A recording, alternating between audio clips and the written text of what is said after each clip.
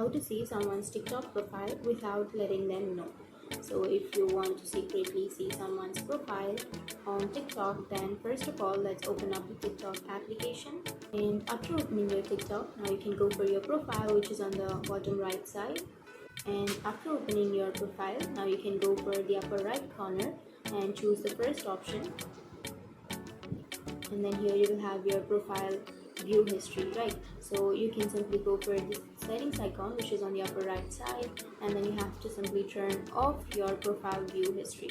And after turning that off, here you can tap on not now, which is on the bottom left side, and then you can simply go for friends, and you can go for the upper right corner, which has the search icon, and from here you can simply search for or a random ID, and then you can go for their profile, and you can view all of the videos, or you can also view the profile, and they won't be notified that you have visited their profile. And that's it. That's how you secretly view someone's profile without letting them know. And if you have any questions, feel free to comment below. Thanks for watching.